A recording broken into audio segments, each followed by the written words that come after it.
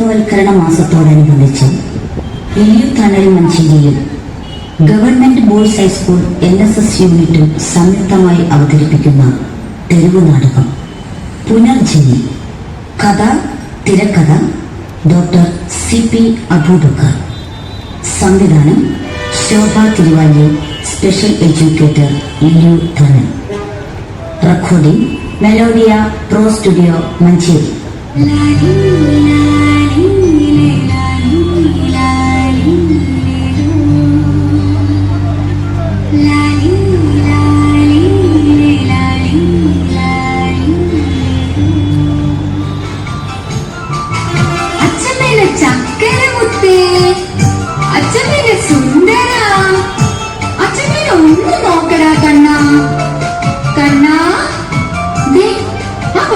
സുലോചനയുടെ കുട്ടി നമ്മുടെ കുട്ടി ഒരേ ദിവസം ഉണ്ടായതല്ലേ. അവളുടെ കുട്ടി നന്നായി കളിക്കുകയും ചിരിക്കുകയും മുഖത്തേക്ക് നോക്കുകയോ ഒക്കെ ചെയ്യുന്നുണ്ടല്ലോ. നമ്മുടെ കുട്ടി എന്താ 3 മാസമായിട്ടും മുഖത്തേക്ക് പോലും നോക്കാത്തത്? അവൻ എന്തോ കുഴപ്പമുണ്ട്. നമ്മുടെ കുട്ടിക്ക് ഒരു കുഴപ്പമില്ല. നീ നിന്റെ കരുനാക്ക് കുറച്ച് നമ്മുടെ കുട്ടിക്ക് പറ്റാതിരുന്നാ മതി. വേണ്ട, ഞാനൊരു അഭിപ്രായം പറഞ്ഞേ ഉള്ളൂ. നിങ്ങൾ എന്തായാലും നന്ദുവിനെ വിളിച്ചിട്ട് നല്ലൊരു ഡോക്ടറെ കാണിക്കാൻ പറയൂ. എന്തിനാണ് കുഞ്ഞിനെ ഡോക്ടറെ കാണിക്കുന്നു പറഞ്ഞത്? എന്താ എന്റെ മോളെ പറ്റിയത്? ഒന്നുമില്ല മോളെ, അവള് വെറുതെ കുഞ്ഞെന്തോ നോക്കുന്നില്ലാന്നോ ചിരിക്കുന്നില്ലാന്നോ ഇവളുടെ അവിടെ മുടിഞ്ഞ സംശയം. അല്ലെങ്കിൽ ഞാൻ പറയുന്നത് ഇവിടെ ആർക്കൊരു വിലയില്ലല്ലോ. അമ്മയുടെ മുത്തേ, കണ്ണ ഇങ്ങോട്ട് നോക്കൂ. ഇങ്ങോട്ട് നോക്കണ കണ്ണാ. കണ്ണാ, ശരിയാണ്. അവൾ എത്ര വിളിച്ചിട്ടും മുഖത്തേക്ക് നോക്കണില്ല. ഒന്ന് നോക്കൂ. അല്ലെങ്കിൽ ഇവള് പറഞ്ഞ ഇങ്ങനെ തന്നെ ഓക്ക ശില്പം. ഇതിപ്പോ എല്ലാവർക്കും സംശയമല്ല. ഞാനെന്നാ മക്കളെ വിളിക്കാം.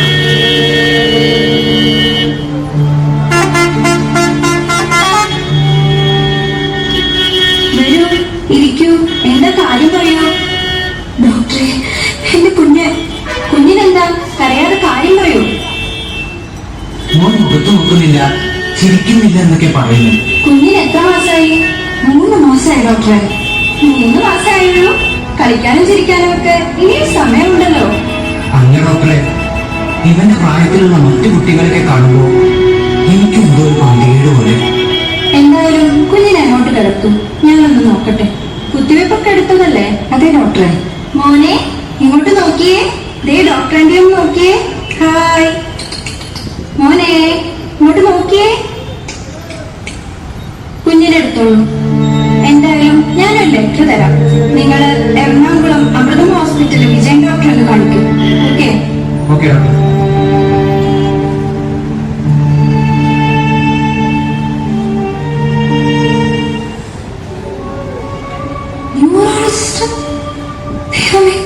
നമ്മുടെ കുഞ്ഞിനെ തലച്ചോറിന് എന്താ കുഴപ്പം?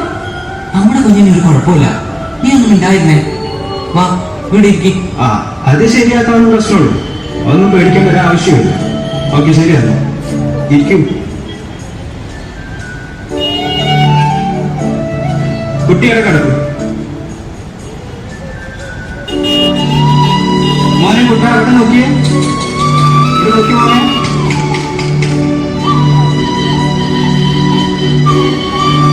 കുറച്ച് ടെസ്റ്റുകളൊക്കെ ഉണ്ട്, അതൊന്ന് ചെയ്തിട്ട് വരണം.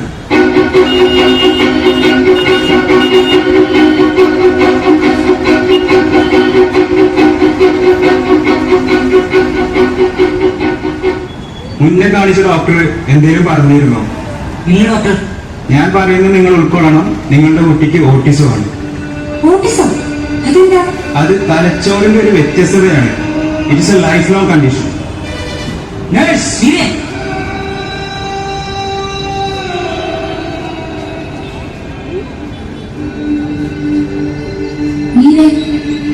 തിരിപ്പായത് കുട്ടികളൊന്നും കരയുന്നില്ലേ? നീ ആണെങ്കിൽ രാവിലെ തൊട്ടൊന്നും കഴിച്ചിട്ടുമില്ല.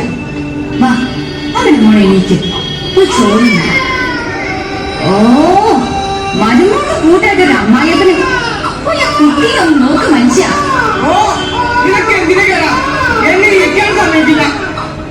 അമ്മേ, എന്തിനമ്മേ നമ്മളിങ്ങനെ പരീക്ഷിക്കുന്നത്?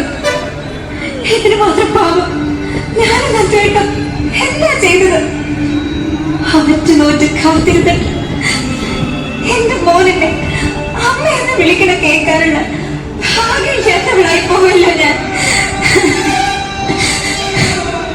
എന്താ മീരെ? മീരെ, നീ ഇങ്ങനെ കരഞ്ഞ ഞാൻ എങ്ങനെ പിടിച്ചു നിൽക്കും? എന്റെ ശക്തി നീയല്ലേ. നമ്മുടെ മോന് വേണ്ടി നമ്മൾ മുട്ടാത്ത വാതിലുകളുണ്ടോ? വിജയ ഡോക്ടർ പറഞ്ഞത് നിനക്ക് വിശ്വാസമല്ലാഞ്ഞിട്ട് എത്ര പേടിയാകർഷന്മാരെയും ന്യൂറോളജിസ്റ്റുകളെയും തെറാപ്പിസ്റ്റുകളെയും മാറി മാറി കാണിച്ചു. എത്ര ആശുപത്രികളിലൂടെ നമ്മുടെ മോനെ കൊണ്ട് നമ്മൾ അറിഞ്ഞു. എല്ലാരും പറയുന്ന ഒന്ന് തന്നെയല്ലേ, ഒരാളെങ്കിലും നമ്മുടെ മോന് ഒരു കുഴപ്പവും ഇല്ലാന്ന് പറയുന്നത് ഞാൻ വെറുതെ മുഖിച്ചുപോയി. നീ കൂടെ ഇങ്ങനെയായ എനിക്ക് ഭ്രാന്ത് പിടിക്കും.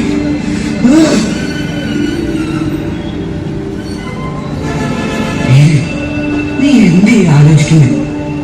ഞാൻ പറഞ്ഞ പോലെ നീ കേട്ടോ? നന്ദേട്ടാ, ഞാൻ ആലോചിക്കായിരുന്നു നമ്മുടെ മോൻ ഇത്ര ഒരു അവസ്ഥ വരാൻ എന്താ കാരണമെന്ന്. ഞാൻ എല്ലാ മരുന്നുകളും ചിട്ടകളും ഡോക്ടർ പറഞ്ഞതുപോലെ പാലിച്ചിട്ടുണ്ട്. അല്ല, ഇത് നിങ്ങളുടെ കുടുംബത്തിൽ ആർക്കെങ്കിലും ഈ അസുഖമല്ലോ? എന്റെയോ? എന്റെ കുടുംബത്തിൽ ഈ അസുഖം ഇല്ലാന്ന് മാത്രമല്ല, ഓട്ടിസത്തെ കുറിച്ച് ഞങ്ങളാരും കേട്ടിട്ട് പോലുമില്ല. നിങ്ങളുടെ അമ്മാവിന്റെ ആ അകന്ന കുടുംബത്തിലുള്ള കുട്ടിയില്ലേ മൈസൂരിലുണ്ടായിരുന്ന ആ കുട്ടിക്ക് നോട്ടീസ് ആയിരുന്നോ? ഓ, നീ എന്റെ കുടുംബപരമാണ് നോക്കാതെ നിന്റെ കുടുംബത്തിൽ പോയി അന്വേഷിക്കും. അതാ നിങ്ങൾ എന്തിനാ എന്നോട് ചൂടാവുന്നത്? ഞാൻ എന്റെ സംശയം നിങ്ങളോടല്ലാതെ വേറെ ആരോടാ ചോദിക്കുക? പിന്നെ ഇടയ്ക്കൊക്കെ നിങ്ങൾക്ക് കൂട്ടം കൂടെ ഒരു മദ്യപാനം ഉണ്ടല്ലോ. മദ്യപാനം തലച്ചോറിന് ബാധിക്കുമെന്ന് എനിക്കറിയാം. അങ്ങനെയാണെങ്കിൽ ഇതൊക്കെ എന്നെ ഗവൺമെന്റ് നിരോധിക്കേണ്ട. എന്റെ സംശയം വേറെ ഒന്നാ, നീ ഉപയോഗിക്കുന്ന ഈ ഫെയർ ആൻഡ് ലവ്ലി ലിപ്സ്റ്റിക്കും ബോഡി ലോഷനും ഇതിലൊക്കെ ഈ അടങ്ങിയിട്ടുണ്ടെന്നും ഇതൊക്കെ കുട്ടികളുടെ തലച്ചോറിന് കേടാന്നും ഞാൻ ആരോഗ്യ മാസികയിൽ വായിച്ചിട്ടുണ്ട്.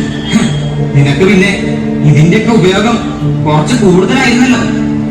ഇനിയിപ്പോ സ്കാൻ ചെയ്തതിന്റെയോ ഇംഗ്ലീഷ് മരുന്ന് കണ്ടുമാനം കഴിച്ചതിന്റെയോ അതായത് പ്രസവ സമയത്ത് എന്തെങ്കിലും ആലോചിച്ചിട്ട് എത്തും പിടിയും കിട്ടില്ലല്ലോ ദൈവമേ. നീ ഒന്നും കരയാതെ. നമ്മളിങ്ങനെ പരസ്പരം കുറ്റപ്പെടുത്തിയിട്ടും പഴയ ചാരിയിട്ടും ഒരു കാര്യമില്ല. വരാനുള്ളതൊക്കെ വന്നു. നിങ്ങൾക്ക് അങ്ങനെ പറയാം. ആളുകളുടെ കുറ്റപ്പെടുത്തലും പരിഹാസം നിറത്തില്ല നോട്ടോ ചിലരുടെ സഹതാപമായ അന്വേഷണമൊക്കെ കേൾക്കുമ്പോ എനിക്ക് ആകെ ടെൻഷനാവാ. ആ, അത് തന്നെ നിന്റെ കുഴപ്പം. ഗർഭസമയത്തും നിനക്ക് ടെൻഷൻ കുറച്ച് കൂടുതലായിരുന്നല്ലോ. നന്ദേട്ടാ പ്ലീസ്. പോട്ടെ, നീ അതൊന്നും കാര്യാക്കണ്ട. ആൾക്കാരുടെ വായ മൂടിക്കെട്ടാൻ നമുക്ക് പറ്റില്ലല്ലോ. നമ്മുടെ മോന് വേണ്ടി നമ്മൾ എത്ര പണം ചെലവഴിച്ചു. അലോപ്പതി, ഹോമിയോ, ആയുർവേദം, അങ്ങനെ കിടപ്പാടം വരെ പണയം വെച്ച് അവസാനം ഈ വാടകയ്ക്ക് എത്തിയില്ലേ. നമ്മുടെ മോൻ ശരിയാവുന്ന ഉറച്ച വിശ്വാസത്തില് എത്രയെത്ര വഴിപാടുകൾ, ക്ഷേത്രങ്ങൾ, പള്ളികളിൽ ധ്യാനം കൂടെ, സ്ട്രെൻസിൽ തെറാപ്പി, അവസാനം മന്ത്രവാദം വരെ നോക്കിയില്ലേ. എന്നിട്ടും ഓം കാളി മഹാകാളി ഇങ്ങോട്ട് വരിക. ഒന്നും കഴിക്കണ്ട. കുട്ടിയുടെ ഉള്ളില് ചെറിയൊരു ഭൂതണ്ടായിരുന്നു. ഭയപ്പെടണ്ട, ഞാൻ അവനെ ഈ മുട്ടയിലേക്ക് അങ്ങോട്ട് ആവാഹിച്ചിട്ടുണ്ട്. അങ്ങോട്ട് പിടിക്കുക. ഇത് കൊണ്ടുപോയിട്ട് വീടിന്റെ കഞ്ഞിമൂലയുടെ പിറകിലായിട്ട് അങ്ങനെ സ്ഥാപിക്കുക. എന്നാ പോയിക്കോളൂ. ദക്ഷിണ ഒന്നും കിട്ടില്ല.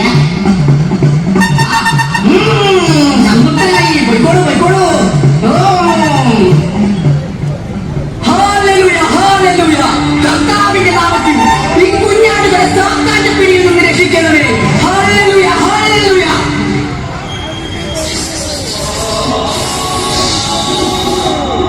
ഈ വെള്ളം 40 ദിവസം കുട്ടി കൊടുക്കുക. കുട്ടിയുടെ എല്ലാ അസുഖങ്ങളും മാറും ഇൻഷാ അല്ലാഹ്.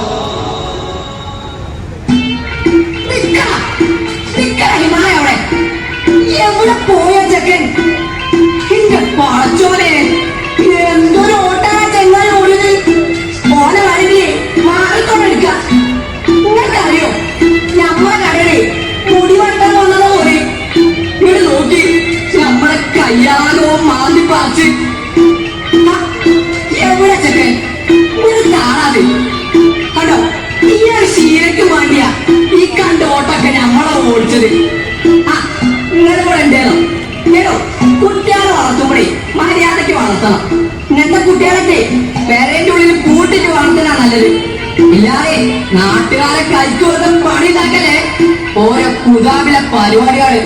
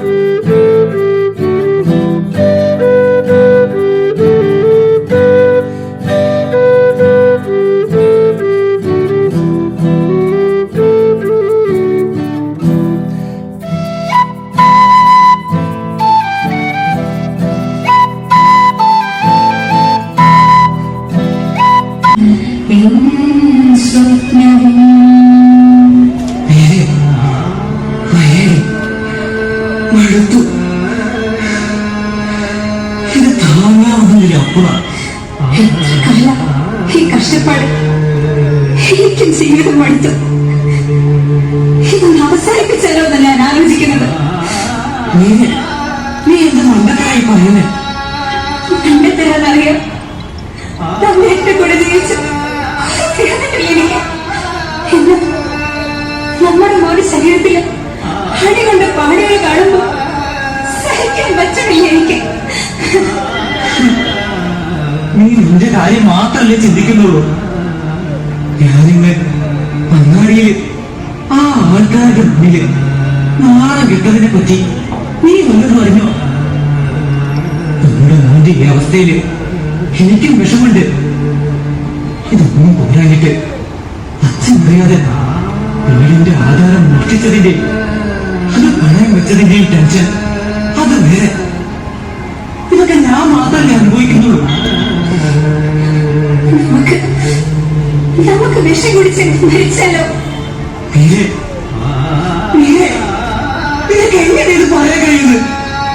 നമ്മളില്ലെങ്കിൽ നമ്മുടെ മോനെ ആര് നോക്കും?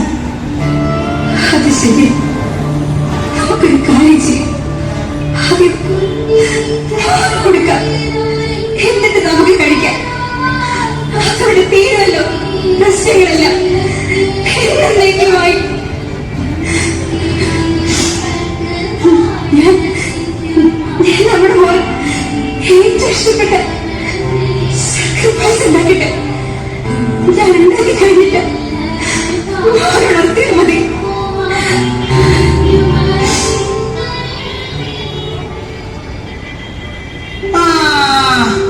ഇത് നല്ല തീരുമാനം.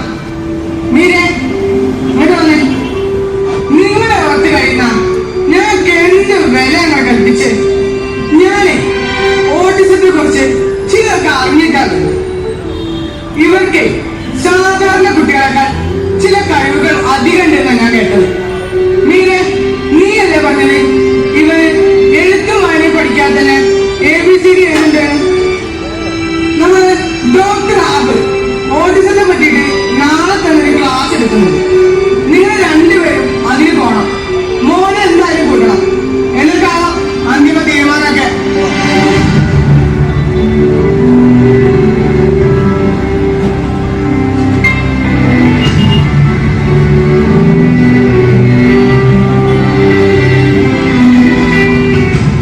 തലച്ചോറിന് 7 കേന്ദ്രങ്ങളുണ്ട്. ഇവയെ പരസ്പരം ബന്ധപ്പെടുത്തുന്ന കണക്ഷനുകളിൽ വ്യതിയാനം സംഭവിക്കുമ്പോഴാണ് അത് ഓട്ടിസമായി മാറുന്നത്. ഇതൊരു രോഗമല്ല, ക്രമമില്ലായ്മയുമല്ല, അതുകൊണ്ട് തന്നെയാണ് ഓട്ടിസം സ്പെക്ട്രം ഡിസോർഡർ എന്നതിന് പകരം ഓട്ടിസം സ്പെക്ട്രം കണ്ടീഷൻ എന്നാണ് ഉപയോഗിക്കുന്നത്. ഗർഭത്തിന്റെ അവസാന മാസങ്ങളിലും പ്രസവത്തിന് ശേഷമുള്ള ആഴ്ചകളിലും തലച്ചോറിന്റെ വേഗത്തിലുള്ള വളർച്ചയിൽ തലച്ചോറിന്റെ വിവിധ കേന്ദ്രങ്ങൾ തമ്മിൽ ആകസ്മികമായ ബന്ധങ്ങൾ ഉണ്ടാകുന്നു. ചില കേന്ദ്രങ്ങൾ തമ്മിൽ കണക്ഷൻ നടക്കാതെയും പോകുന്നു. കൂടുതൽ കണക്ഷൻ ലഭിച്ച കേന്ദ്രങ്ങളിൽ പ്രവർത്തനം കൂടുതൽ മെച്ചപ്പെടുകയും കണക്ഷൻ നഷ്ടമാവുന്ന കേന്ദ്രങ്ങളിൽ പ്രവർത്തനം കുറയുന്നു. ഓട്ടിസക്കാരിൽ പ്രധാനമായി കണ്ടുവരുന്നതാണ് ഇവർക്ക് സോഷ്യലൈസേഷൻ സ്കില്ലും കമ്മ്യൂണിക്കേഷൻ സ്കില്ലും കുറവായിരിക്കും. അതിനാൽ മറ്റുള്ളവരുമായി സംസാരിക്കാനും ചെങ്ങാത്തം കൂടാനും ഇവർക്ക് മടിയായിരിക്കും. ഒറ്റയ്ക്കിരിക്കാനാണ് ഇവർക്ക് ഏറെ ഇഷ്ടം. ഓട്ടിസം കുട്ടികളിലെ ഹൈപ്പർ ആക്ടിവിറ്റി മാനേജ് ചെയ്യാൻ അവർക്ക് വ്യത്യസ്ത തരത്തിലുള്ള എക്സസൈസ് കൊടുക്കും. ചരിത്രം പരിശോധിക്കുകയാണെങ്കിൽ sir Isaac Newton, Albert Einstein, Leonardo da Vinci ഇവരെല്ലാം ഓട്ടിസത്തിന് വിവിധ ലക്ഷണങ്ങൾ കാണിച്ചുകൊണ്ടിരിക്കുന്നതാണ്. എന്തിനേറെ കേരളത്തിലുമുണ്ട് നൂറുകണക്കിന് പ്രതിഭകൾ. വാഹനങ്ങളുടെ നമ്പർ അടക്കമുള്ള മറ്റു വിശദാംശങ്ങൾ ഓർത്തുവെക്കുന്ന അശ്വിൻ, 300ഓളം സുഹൃത്തുക്കളുടെ ജനനതീയതി ഓർക്കുന്ന അശ്വിൻ, 600ഓളം കവിതകൾ മനഃപ്പാടമുള്ള പ്രവീൺ, അങ്ങനെ നിരവധി പേര്. ഇപ്പോൾ ഇതാ ഈ ക്ലാസ്സിൽ വന്നിരിക്കുന്ന നീലയുടെയും നന്ദന്റെയും മകൻ മൈൻഡ് റീഡിംഗിൽ വിദഗ്ധനാണിവർ.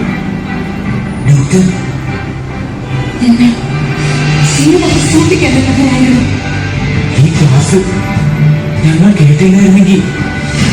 നിങ്ങളുടെ മകൻ വ്യത്യസ്ത കഴിവുള്ള ഒരു കുട്ടിയാണെന്നുള്ള സത്യം നിങ്ങൾ അംഗീകരിക്കണം.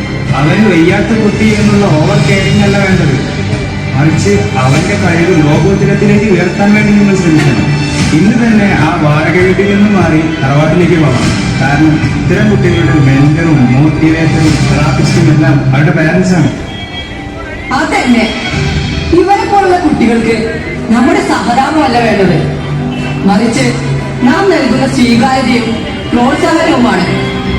ഇവരെ സംരക്ഷിക്കേണ്ടത് ഞാനും നിങ്ങളും അടങ്ങുന്ന സമൂഹത്തിന്റെ ഉത്തരവാദിത്തമാണ്. നാം രക്ഷിതാക്കൾ വിരാമം അവസാനിപ്പിച്ച് ഓട്ടിസം എന്തെന്ന് മനസ്സിലാക്കി ഒരു പവർ ഹൗസായി മാറേണ്ടത് അത്യാവശ്യമാണ്. ഡിഫറൻറ്റ്ലി ഏബിൾഡ് ആയ ഓരോ വ്യക്തിയും ജീവിത വിജയം വെല്ലുവിളിയായി ഏറ്റെടുത്തവരാണ്. ഇവരും ഈ സമൂഹത്തിലെ ഉത്തമ പൗരന്മാരാണെന്ന ഉറച്ച ബോധ്യത്തോടെ ഇവരെ നമുക്ക് ചേർത്ത് പിടിക്കാം, നെഞ്ചോട് ചേർക്കാം.